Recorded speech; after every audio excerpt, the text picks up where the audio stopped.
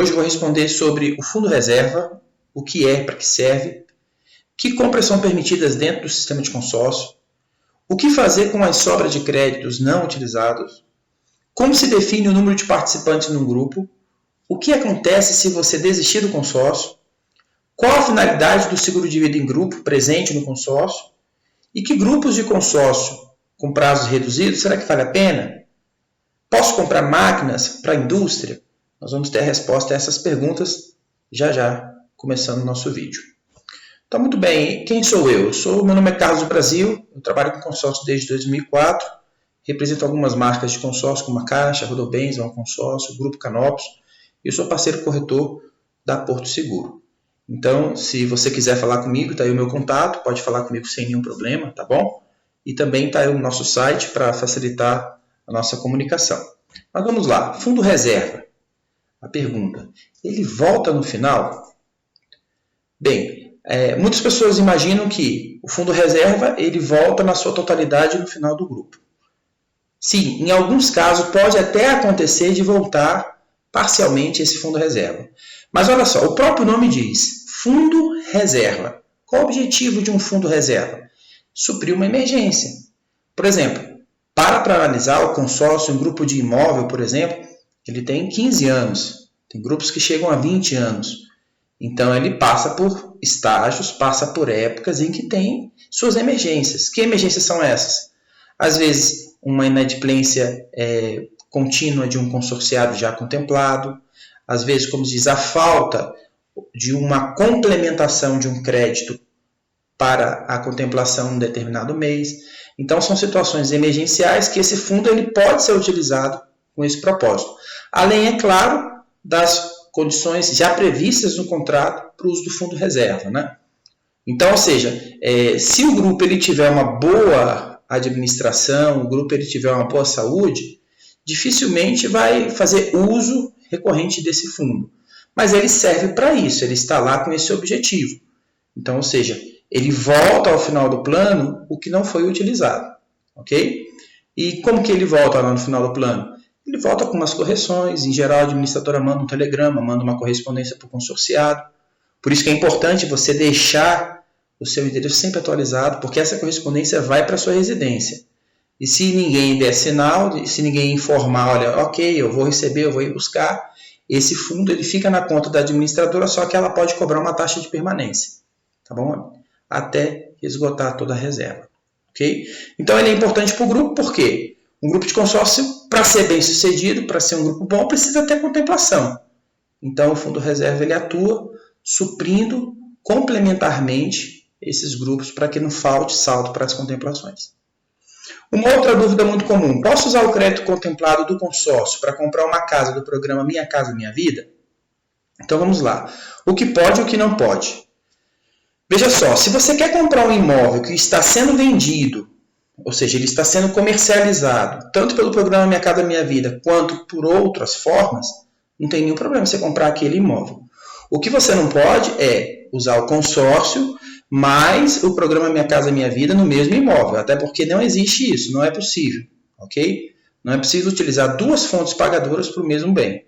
Ou você usa o consórcio e recurso próprio para complementar essa contemplação, para complementar essa compra, ou então você usa o sistema financeiro habitacional, programa Minha Casa Minha Vida, ok? Nesse caso, se você utiliza para a compra de um bem que está atrelado ao Minha Casa Minha Vida, você também não faz uso desse subsídio, tá? O subsídio ele não vai entrar, ok? Você vai usar apenas o consórcio para quitar integralmente o bem, ok? Comprei um consórcio de 70 mil, mas só usei 50 mil. O que eu posso fazer com a diferença não usada? Você tem algumas opções. Por exemplo, você pode usar essa diferença futuramente. Talvez numa reforma, numa ampliação, na construção de um muro, alguma coisa relacionada ao seu imóvel. Você também pode utilizar para abater parcelas na ordem inversa. Você pode amortizar as parcelas do seu plano. Ou você pode comprar outro bem da mesma categoria. Então, se você tem um consórcio de imóvel, você pode comprar com o restante desse crédito um outro imóvel, se você encontrar. Então, por exemplo, em algumas regiões você acha terreno de 20 mil reais escriturado. Pode fazer uso, pode comprar, ok? Se você não usar esse restante de crédito, ele fica aplicado. Então, qualquer época que você decidir utilizá-lo, você vai ter uma aplicação muito boa. Porque, novamente, repito, toda aplicação de um crédito contemplado, ele vai para um fundo aplicado em títulos públicos lastreados pela Selic. Então, a rentabilidade é muito boa, tá bom? O que define a quantidade de pessoas num grupo de consórcio? Você pode ver, talvez você já tenha feito alguns consórcios, e você percebe que existem grupos com 300, 400, 500 participantes ou mais, especialmente no que diz respeito a grupos de imóveis. Então, o que define a quantidade de participantes? Bem, na constituição do grupo, quando a administradora senta para definir qual crédito, qual prazo, quantas contemplações, ela define, de acordo com as contemplações, o número de participantes dentro de um grupo. É como se fosse assim, se um grupo tem 180 meses e são 2 contemplações mensais, uma por sorteio e uma por lance, esse grupo precisa ter 360 participantes, 180 vezes 2, para ter o mínimo previsto em contrato para contemplar. Ok? Então, vamos fazer uma analogia só para vocês terem uma ideia. Alguns vendedores argumentam com os clientes que grupos muito grandes não é bom, porque aí vai dificultando a possibilidade de contemplação. Mas imagine o seguinte, eu vou fazer só uma comparação e depois eu vou explicar. Imagine que você viva de renda e você tenha 2 imóveis alugados. Aí, todos os meses, aqueles 2 imóveis te conferem uma renda que te permite arcar com suas despesas mensais. Só que aí, num determinado mês, ocorreu um imprevisto, um dos seus inquilinos abandonou o imóvel, deixou o imóvel, parou de pagar. Você sentiu um baque muito grande, 50% da sua renda foi afetada. Agora imagine uma outra situação. Se ao invés de 2 imóveis, você ter 7 imóveis de menor valor e um desses imóveis ele para de pagar, o impacto vai ser menor no seu orçamento. Então é assim que funciona num grupo de consórcio. Quanto maior o número de participantes, maior será o número de contemplações e menor será o risco de ausência de saldo, de insuficiência de saldo. É mais ou menos assim, espero ter ajudado a entender. O que acontece se eu desistir de pagar o meu consórcio? É uma segunda pergunta. Vamos lá. O que volta para o consorciado num caso de desistência e o que não volta para ele? O que volta para o consorciado? Parcela, fundo comum. Volta para o consorciado deduzindo 10% do seu contrato. Ou seja, no seu contrato tem uma cláusula contratual lá que, em caso de desistência ou cancelamento, você tem que pagar para a administradora 10% de multa por estar rescindindo o contrato. Ok? O que não volta para o consorciado? Fundo reserva, seguro de vida, taxa de adesão ou taxa de administração antecipada. A própria administração que você pagou no período não volta. Ok? O que volta é apenas fundo comum ou parcela. Como que volta? Após a desistência, você continua participando do grupo como consorciado excluído ou desistente. Você continua participando das assembleias. Todo mês vai ter contemplação por sorteio, por lance e consorciado excluído ou desistente. Número de cota. Além da contemplação, você resgata o que você pagou a título de parcela ou fundo comum. Ok? Qual a coisa ideal quando você vai comprar um consórcio? Planejamento. Não faça um consórcio de uma parcela que não vai permanecer, não vai te dar segurança no seu orçamento familiar. Entre no consórcio onde a parcela fique no máximo 30% do seu orçamento familiar. Mesmo que você já tenha um hábito, que você já consiga, como se diz, vez por outra, suprir eventuais ausências de recurso com outras coisas, fazendo um bico, alguma coisa assim, nunca ultrapasse esse 30% do valor da sua renda, tá bom? Isso aí é uma margem de segurança. Isso, inclusive, é o motivo para muitos consorciados desistirem. Eles entram com uma parcela acima do que podem pagar e depois fica apertado ou perde uma das fontes de renda e aí, como se diz, fica impossível permanecer no consórcio. Ok? Qual a finalidade do seguro de vida prestamista, também muito presente no consórcio? Vamos lá. O objetivo do seguro prestamista, o próprio nome diz, prestamista, prestação. Então, esse seguro, ele vai quitar o consórcio em caso de falecimento do consorciado. Ok?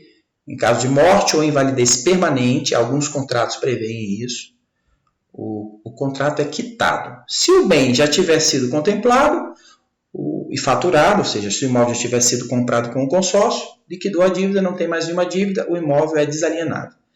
Se o crédito de consórcio não tiver sido contemplado, a seguradora ela quita junto à administradora o saldo devedor, a administradora faz uma oferta de lance com aquele valor da quitação e os consorciados, no caso os beneficiários, os filhos, a esposa, recebem um crédito integral. Nesse caso, eles não precisam atrelar a compra de um bem. Por quê? O consórcio foi quitado, ele recebe em recurso para usar como quiser, não tem alienação. Ok? Então, a cobertura em caso de morte ou invalidez total ou permanente, em alguns casos, tá? Tem que se ver muito bem a cobertura de cada grupo de consórcio. As exclusões, doenças pré-existentes. Por exemplo, se você tem uma doença pré-existente, tem que informar isso no ato da adesão. Se você não informar, na hora que acontecer um imprevisto, a seguradora vai impedir a liberação do crédito, porque você não informou uma doença pré-existente e foi constatado que ela já existia. Ok? É opcional a cobrança do seguro de vida prestamista? Algumas administradoras não cobram. Algumas administradoras permitem até que o cliente se abstenha de pagar. Mas é algo bom para o grupo, é algo bom para o consorciado. Então é sempre um benefício. Vale a pena cada um analisar. Ok? Grupos de consórcio com prazo muito reduzido, vale a pena? Uma situação. Um consórcio que já se passou 100 parcelas, falta só 60 parcelas para encerrar. É um grupo que já ocorreu mais de 50% do seu tempo. Vale a pena comprar em grupos assim? Vai depender de alguns fatores. Por exemplo, o objetivo do consorciado.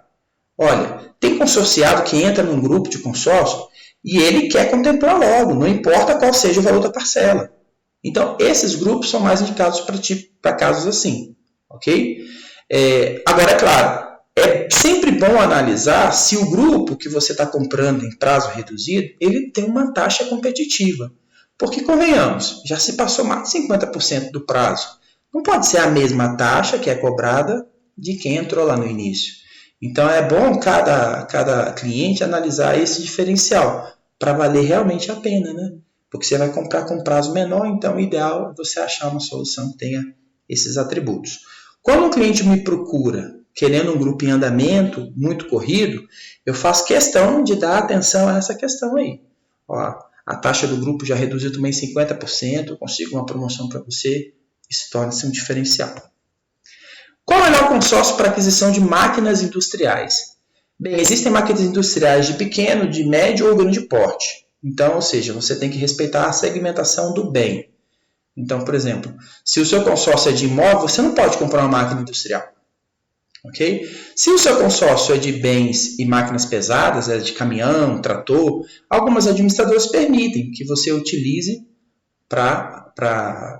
o crédito para compra de máquinas industriais. Às vezes ela pede que você apresente um outro bem como garantia complementar ou igual ao que você está comprando. Ok? Por quê? Porque às vezes a máquina não tem numeração, não tem como gravar um gravame, ou seja, o procedimento é mais complexo do que um bem móvel ou um bem imóvel. Ok? Qual a melhor administradora para você analisar e para você escolher? Veja se ela tem autorização do Banco Central. Basta entrar no Banco Central, bcb.gov.br, e lá você vai ter como pesquisar se a administradora é autorizada ou não, qual é o número dela, qual o índice de reclamação relacionado a ela. Né? Todo mês o Banco Central demonstra um ranking das principais reclamações procedentes das administradoras. Aí você consegue ver como a sua administradora ela lida, né, com as reclamações procedentes dos seus consorciados. Uma outra coisa que é importante analisar também é a condição do grupo, se o grupo tem saldo, quais foram as últimas contemplações, se estão regulares as contemplações, tudo isso conta. E a estratégia do cliente, ou seja, o melhor consórcio é aquele que melhor atende a estratégia do cliente. Então, ou seja, se faz um estudo, se faz um levantamento para atender da melhor forma possível. Espero que você tenha gostado. Agradeço muito aí pela atenção, pelo tempinho que você retirou aí para ouvir um pouco mais sobre isso. Espero que essa informação tenha te ajudado. Se você curtiu o nosso conteúdo, dá aqui um gostei, um like, né?